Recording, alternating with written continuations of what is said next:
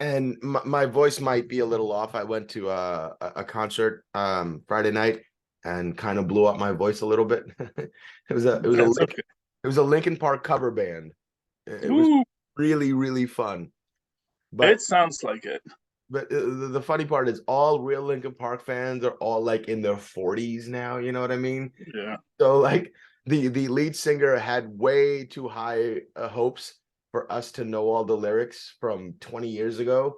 And there were moments where he would put the mic to the crowd, and the crowd was like, "Come on, man, we came to hear you sing." You know, it was he was a Yeah. little disappointed in us, but it was what it was. Oh well. You know, I think there's worse things than disappointing the lead of a cover band. indeed, indeed. It's like, that's your job, man. Right, You're the cover band. It's like right, you're supposed to be singing these songs for us. right. It's not even like you're the guys that we came to see.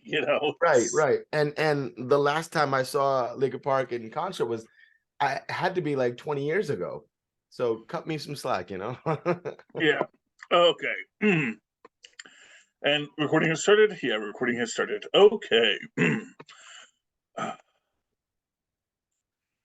Avast me hearties and welcome once again to Full Stream Ahead. I be your Captain Charlie, the Professor Esser. And with me as always is me, first mate and skinny rich friend. It's Mozz. Welcome, Maz, and welcome to Season 3, Episode 2, Chapter 18 of The Mandalorian, The Mines of Mandalore.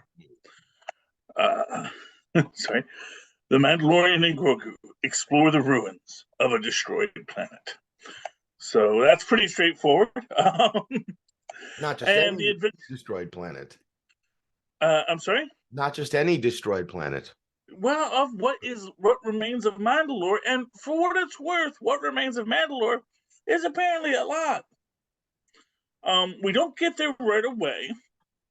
We know that he wants to get to Mandalore.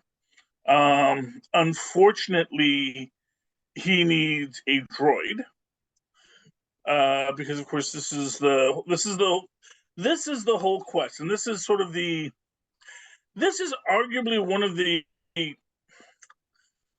criticisms that have come from that they did the Grogu Mandalorian story, the Grogu Darjin story in the middle of the Book of Boba Fett, and now they have to kind of re-hit those beats because, as you will recall, in the Book of Boba Fett, that's where the Armorer says the only way you can, be redeemed is to go and swim in or be bathed in the living waters of Mandalore. And he was the one who said, "Well, that's destroyed," and she's like, "Well, then sucks to be you." Um, and now, this one he had to basically fight with her to say, "Let me go and prove to you." And she's like, "Well, good luck." Which is one of my favorite things about the Armor is that she is so committed and nonplussed in the way that she handles everything. You know, she's just, this is the way. And, if you can do it, then you're fine. If you can't do it, don't come crying to me. I mean, it's not up to Um, me. yes. And, this is kind of an interest because he goes to Tattoo. Oh, no, it doesn't go to Tatooine. He goes to the first planet we went to, the first desert planet, whose name escapes me, but where once it was a beautiful where before it was the Dust Bowl, now it's a going concern. Hmm. This is actually our second return to it, I believe, because as I recall, in the end of the last one is when he first faces the pirates, and that's when he gets away from the pirates, goes to the planet, meets the Mandalores, and then gets his quest, and now he's back because he wants to take IG-11 or what's left of IG-11 and have him be his droid buddy. To which everyone's like, "That's not a droid, buddy. That's like 3/3 of a droid. That's like 1/3 of a droid that was left after it self detonated." Right. And it's like, well, can we fix him? Which is, it is at once, it's one of these things where, first off, dude, if we could have fixed him, don't you think we would have done that instead of turning him into a statue? I mean, I don't know. He seemed like a pretty dangerous droid. They were probably like, yeah, let's not bring that one back online. Right? He Well, yeah. was a murder bot, essentially, is what he was. Mm-hmm. And right now, it's not like it just looks like a piece of found art. Like that Yeah. style of art where they find garbage and turn it into art. That's what this is. You can't turn that into, but it is. Yeah, but at the same time, and we do see that when they go and they do take the parts down and they repower it up, and it's back to being, assassinate the child, and but they go, it's, we do have, because, and of course it's important to remember that like when you reset what your phone, you lose all your apps, right? You go back to factory settings. Yeah, and that's what he did. He went back to factory settings. By the way, we've got to mention in this that our director is Rachel Morrison. Jon Favreau. Actually, Jon Favreau wrote this episode and gets that created by link next to George Lucas. Didn't I hear that he wrote and directed all of these episodes? I don't think he did all of them. Oh, okay. Because I don't remember the last one if that was his, but maybe we'll see. We'll see when we do the next one if that's a Jon Favreau exclusive as well. We do see in this again, Grief Karva is definitely trying to talk. Basically, he's trying to work with what's his name, Din, to try and make him happy, try and get him so that he wants to stay because he needs a marshal, and we know this. And wasn't this all last episode though? What? Wasn't that all last episode?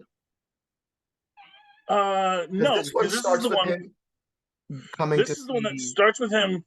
So, and again, just because we have a little bit of a gap here, right? Effectively, this is the episode where we get the little mustachioed guys that are the droid repairmen from I think it was the seventh, not the seventh, but the eighth episode of Star Wars. I thought this started where he went to see the curly-haired lady. Well, he gets to that eventually, but they basically have to, because they get to that spot where they say we can't fix this droid. That they don't even make parts for this thing anymore. Right. I thought that was last episode. This one started off with he's already relented that he's not going to have his spelunking droid, and so he goes to see the curly-haired lady and says, "Hey, I need another droid." No, because he goes there on Bunta Eve, which I do like the fact that even though the Hutts are no longer in charge, they still celebrate the Hutt holidays. Interesting. Because Bunta is when Bunta the Hutt ascends to become the basically the Jesus, Moses, Muhammad of the Hutt faith. So they celebrate this, and it's still a celebration, even though none of these people are Hutts. They still love to share in the joy of Bunta Eve. I wonder if there's funny memes on the Hutt homeworld of look at what the crazy humans think Bunta Eve is about. I mean, a lot of pagans could make the same claim about Christmas. Mm-hmm. Of course, but that's the fun of it, and I just love the idea that there are these holidays like Life Day, which is a Wookiee holiday, but actually a lot of people have taken it up, just because it's a fun holiday and people love holidays. You give us a fancy dessert, we're there. Right. But moving right along, he does go there.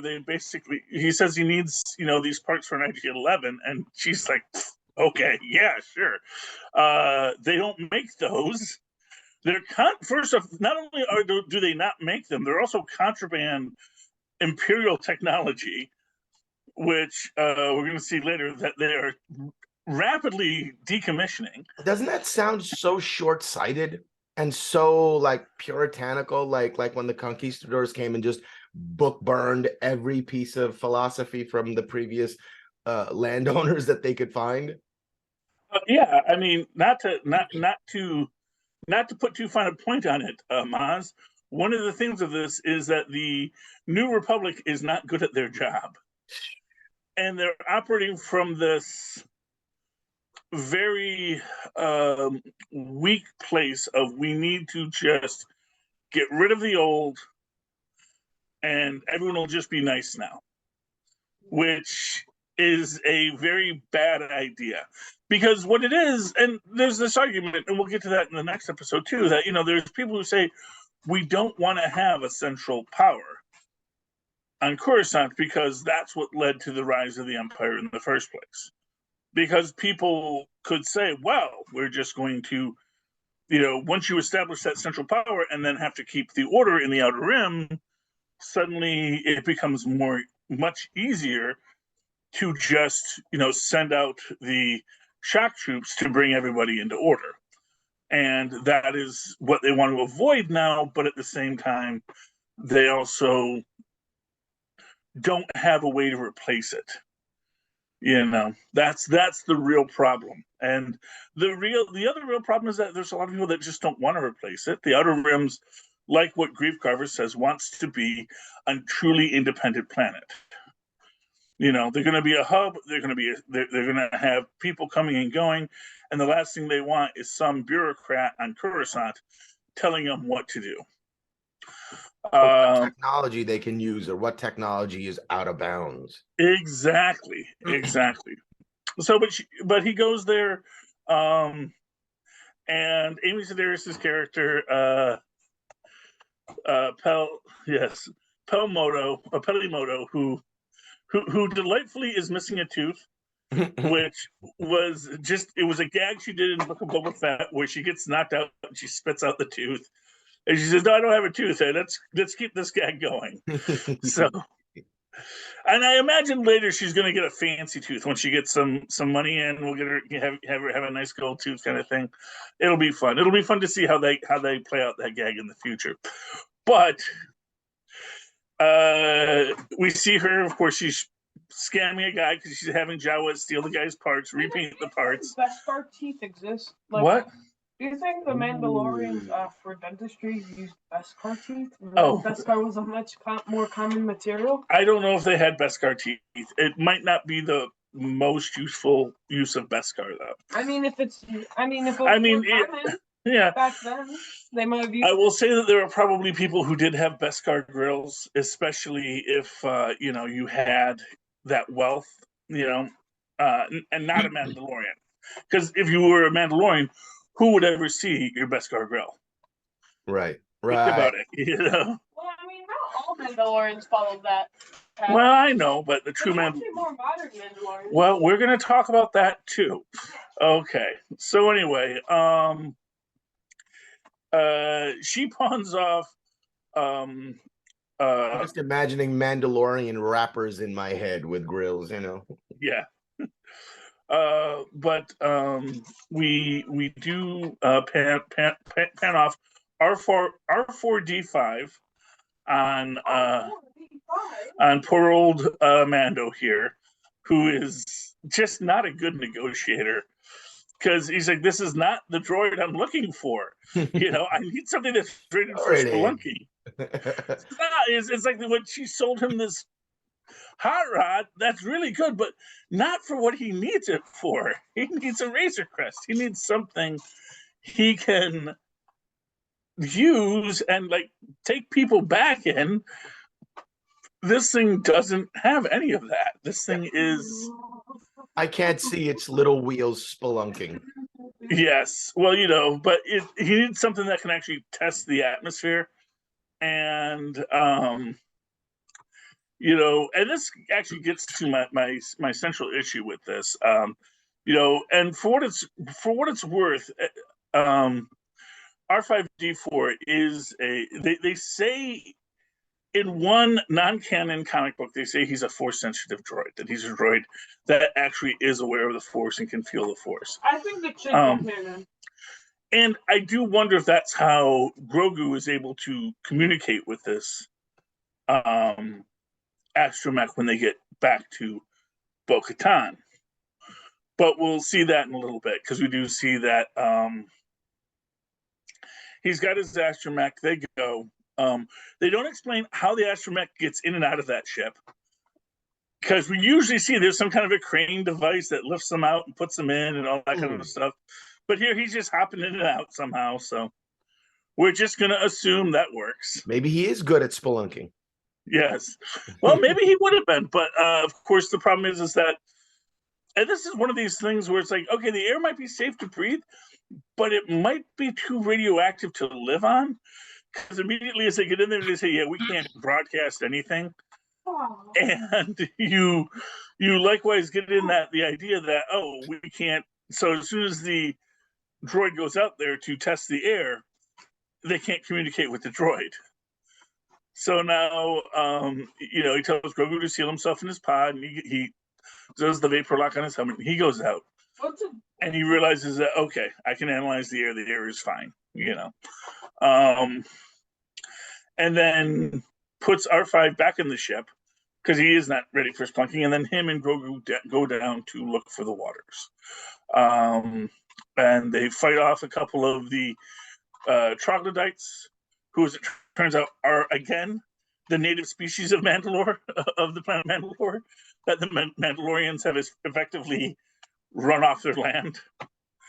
You see a lot of this in this. Is like there's a lot of these colonial aspects of the diaspora coming to a planet, finding a people there, and then just saying, but we're actually going to take the land anyway. Wait, do we know that for sure? Or have they been away from this planet for thousands of years, and whatever form of life has evolved into something that can withstand the physical pressures of this radiated place? Maybe that's why they're all bone white.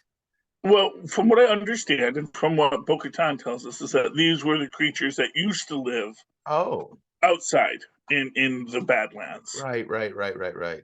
So because they lived out in the Badlands, we can assume they are at least native to this planet.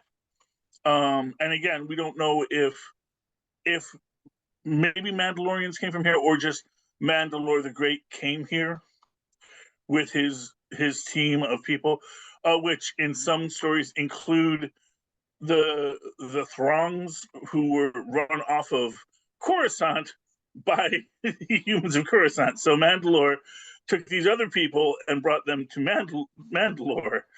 So, there's just this idea of everybody moving all around this galaxy and building their own empires as they do. We also get in this a nice scene where because Grogu is a foundling now, is going to be raised in the Mandalorian way, because that is the path he chose.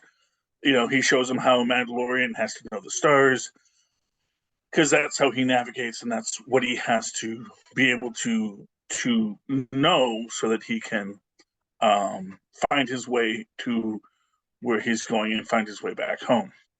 And a Mandalorian needs to have his ways of egress planned out. I can get away from here. I can get away from here. This is my escape route. Very important for a Mandalorian. Yes, absolutely. And then within this entire concept, we get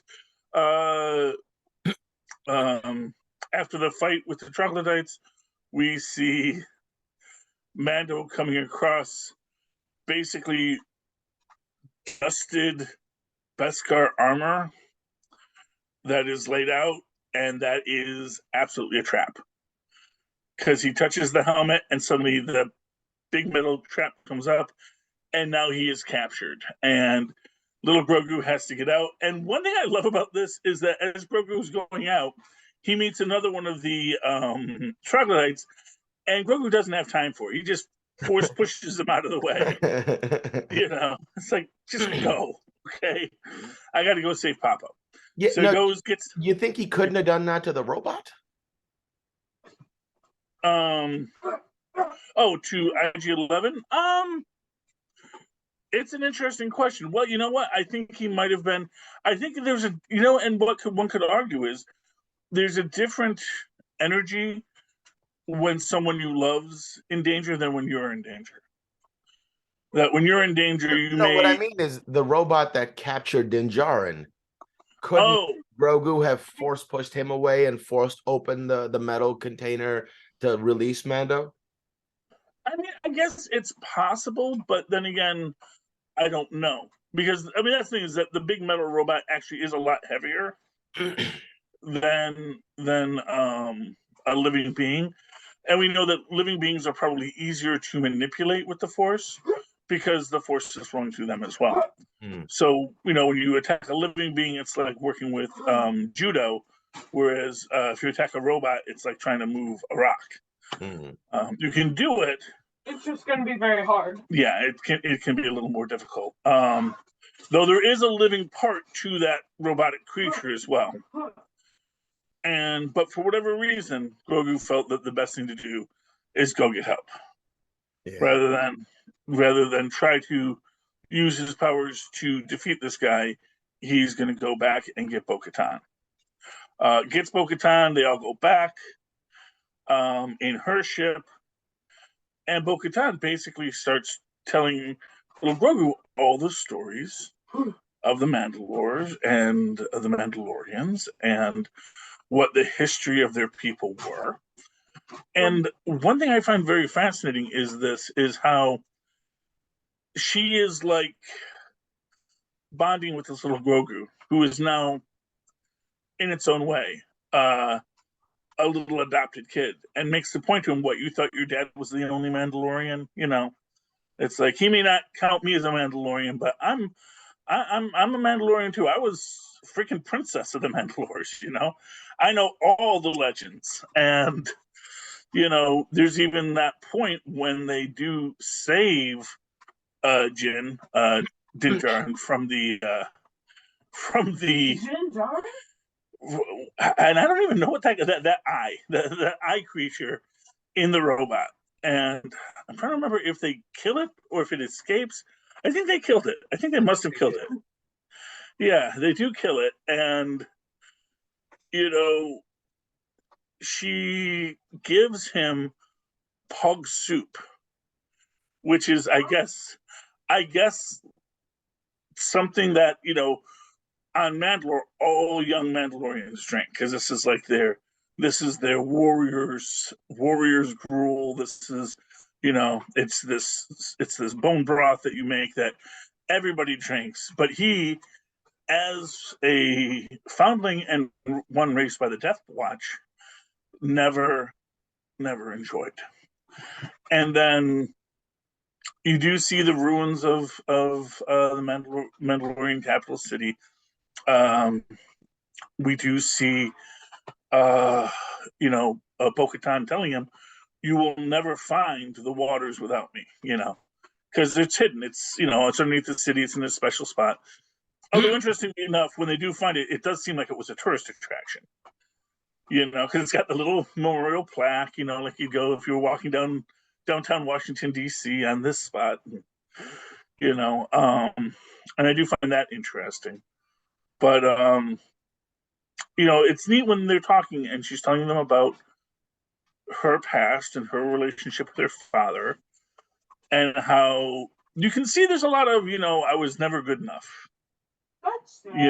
My father never. But then when you see her wield the dark saber, my God, she's proficient with that. And you compare it to relatively how difficult it was with Mando to even lift the thing above his shoulders. You're like, my God, she really should be the one in charge. She really does have power.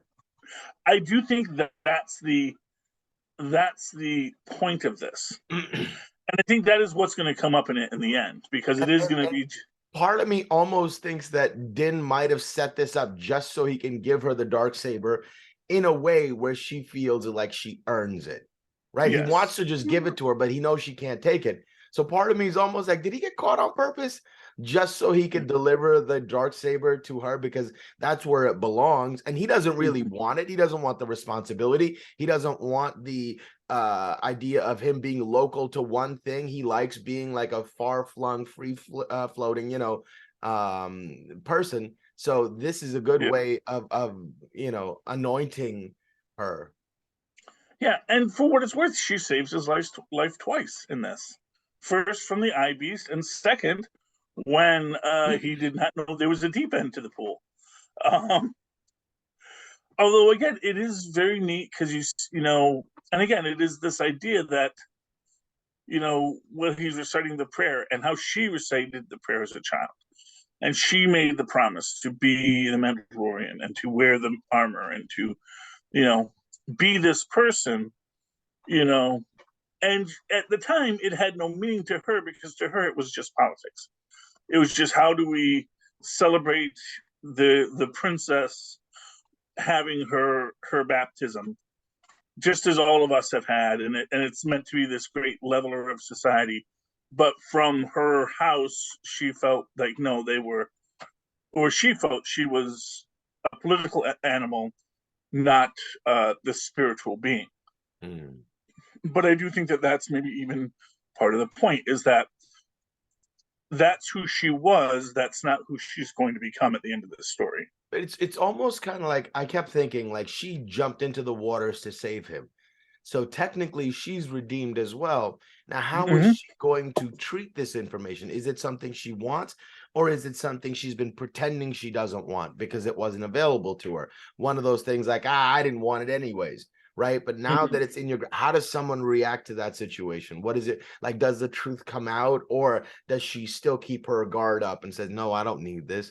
So that as soon as that happened, I'm like, oh my God, I can't wait for this moment where she has to confront this fact of her whole life being the outsider and now having access to the inner circle. And does she admit that she wants it, or does she keep being upholding this story in her mind that she doesn't need it? Well, it's interesting. When the armorer spoke of Bo-Katan before, she basically says, she claimed the right to rule based on heritage and a weapon that she did not earn, And it is the idea that Bo-Katan has always basically taken the easier route, the path of least resistance, even though that's not her intention. From the armorer's perspective, and again, it is important to always remember this is a magical universe. Magic is real. So when people start talking about their ceremonies and their rituals, there is the Force. And the Force exists for all species. So likewise, when the Force, the Mandalorians experience the Force in their own way as well, and likely, do utilize it, even though they don't call it the Force. So in this magical universe, these rituals, these rules and organizational tenets, they actually do have real magical power. And acting like they don't, you come off like Han Solo, saying, it's all just, tricks and magicians and all this kind of stuff. And it's like, no, this is actually real stuff, And you should know that you're not, it wasn't that long ago that you knew there was a Jedi Order that protected most of the Outer Rim. Although if you never met a Jedi, you might not know much about it. And then, of course, probably when Han Solo did meet people, there were people like the gentleman from the Obi-Wan series who was actively a huckster, So Which guy was that? I'm trying to remember his name. I want to say it was.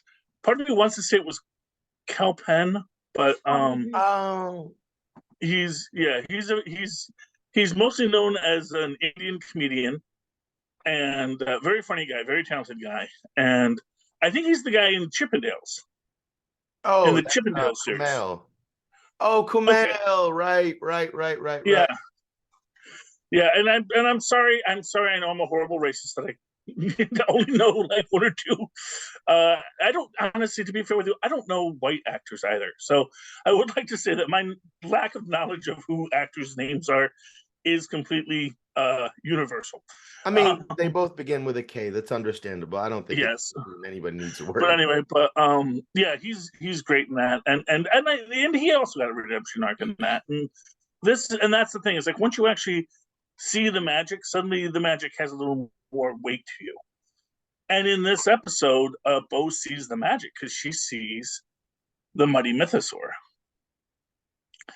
And that is an impressive thing. And that is a moment that gives her pause because these things aren't even supposed to exist. It's like she saw Bigfoot or the Loch Ness Monster. But like if the Loch Ness Monster was like it's like she saw Aslan. If you ever read The Lion, the Witch, and the Wardrobe, you know, she's seeing this mythical beast that is also the symbol of her people's faith that is appearing to her in this moment when she is putting herself at great risk to save a friend, you know? And it gives a different perspective on the first scene where we think we're seeing Din Djarin's baptism, but we're not.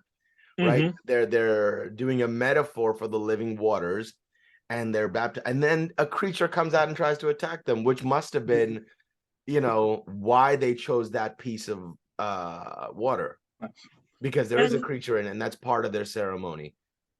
And for what it's worth, you know, this mythosaur does not pursue. This mythosaur does not attack. It sees them and it looks at Bo and gives Bo the chance to do what she needs to do. And in her saving of Din, she could have let him die, take that dark saber, and say, "Well, I did defeat him, and sadly he perished, but I brought Grogu, and now all of you follow me." But she doesn't. She does this thing selflessly to try and save her friend. And then they both come up out of the water, and they're alive, and that's the end of this episode. And we're going to talk about what the fallout is from this in the next episode. But Mozz, any final thoughts on this? No, I'm super excited for Bo-Katan, and I love that they showed us what she's capable of, right? That she's like this supreme fighter, really, really good at what she does. And just the fact that the dark saber likes being in her hands speaks a lot. And I can't wait to see where her character goes. Yeah. That's going to be really exciting. I want to see more fight sequences with Bo-Katan. Yeah, and what I will say about that is, I think, and I think they've even said that as much, which is that, you know, you have to know yourself to use the dark saber, and that when you, and for what it's worth, we know from the Clone Wars or whatever series that was, that she has trained with the dark saber before, so she has learned how it works and learned how to be one with it. So right, and they must be accessing the Force in order to be able to use it, right?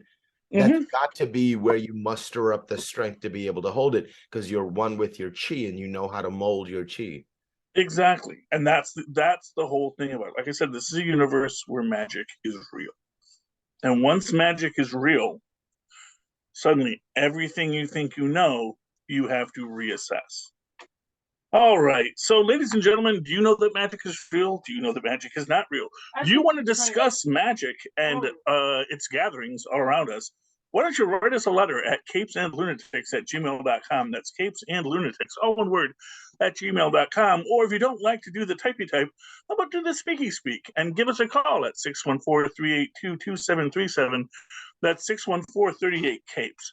Likewise, go down to our show notes, click on Linktree, linktr.ee/CapesandLunatics, where you'll get links to all of our shows, all of our merch, our Patreon, our Cash App, all the ways you can give us money or just support us by listening to our shows and saying, "Oh, I enjoyed that download." We would appreciate it. And Mozz, if people would like to reach out to you personally and would like to talk to you about this episode or any of the episodes in the upcoming Mandalore series, how can they find you? Oh, they can email me at mozzmanzor@gmail.com or find me on Facebook under Mozz Manzor. That's MOZZMANZOOR. And likewise, you can always write to me that old-fashioned email way that our mothers and fathers once did at superconnectivityblog@gmail.com. That's superconnectivityblog, all one word, at gmail.com. Of course, follow me on Twitter as I live tweet things when I feel like it. I got through one episode of Gotham Knights, haven't done yet again. But at Charlie Esser, That's CHARLIEESSER. Look for the 2 E's in the middle. For quality. For quality. Bing. Thank you, Mozz, and thank you, Tristan. All right, me hearties, you've come to the end of another raucous trip down the bounding main. Please come again next week when we'll once again sail full stream ahead. Arr. Oh. Okay.